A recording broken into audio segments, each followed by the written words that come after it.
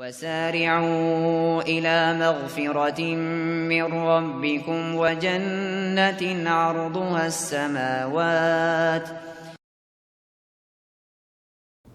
الحمدللہ رب العالمین والصلاة والسلام علی سید الانبیاء و خاتم المرسلین۔ حضرات آئیے جنت میں گھر بنائیں اس سیریز کے تحت اس سے پہلے 6 ویڈیوز آپ کے سامنے آ چکی ہیں، اب یہ 7ویں اور آخری ویڈیو ہے۔ آئیے جنت میں گھر بنائیں، وہ کون سے کام ہیں جن کے کرنے سے اللہ تعالیٰ جنت میں گھر عطا کرتا ہے۔ تو اس جو حدیث میں آپ کے سامنے رکھنے جا رہا ہوں اس میں 3 کام بتائے گئے ہیں۔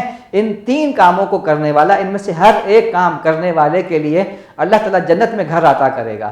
آپ صلی اللہ علیہ وسلم کا ارشاد ہے، حضرت ابو داؤد کی حدیث ہے، انا زعیم ببیت فی ربض الجنہ لمن ترک المراء وان کان محقا۔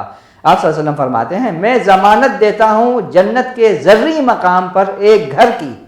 آپ صلی اللہ علیہ وسلم فرماتے ہیں، میں ضمانت دیتا ہوں جنت کے ذرّی مقام پر ایک گھر کی اس شخص کے لیے جو بحث و مباحثہ اور جھگڑا ترک کر دے، خواہ حق پر ہی کیوں نہ ہو۔ بحث اور مباحثہ اور جھگڑا ترک کر دے، اگرچہ وہ حق پر ہو، اگر چھوڑ دے بحث اور مباحثہ تو اللہ تعالیٰ اس کے بدلے میں اس کو جنت میں گھر عطا کرے گا۔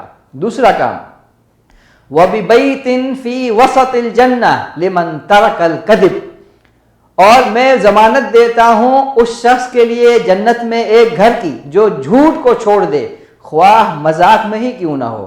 جھوٹ کو چھوڑ دے، جھوٹ مذموم ہے، اگرچہ وہ مذاق میں کیا جائے، لوگوں کو ہنسانے کے لیے کیا جائے تو مذموم ہے۔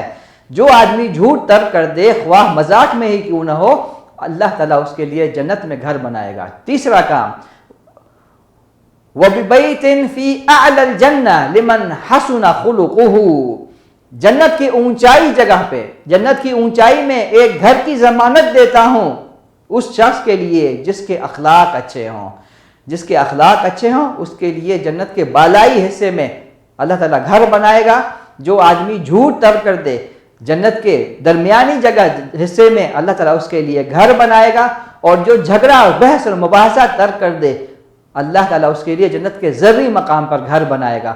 اللہ تعالیٰ ہمیں ایسا بنائے، اس قابل بنائے کہ ہم جو ہے نا جھوٹ کو ترک کر دیں اور جھگڑے کو ترک کر دیں، اور پھر ہمارے اخلاق اچھے ہوں۔ یہ 3 کام کرنے والا، اس کا بدلہ یہ ہے اللہ تعالیٰ کے یہاں کہ اللہ اس کو جنت میں گھر عطا کرے گا۔ اللہ تعالیٰ ہمیں ایسا کرنے والا بنائے۔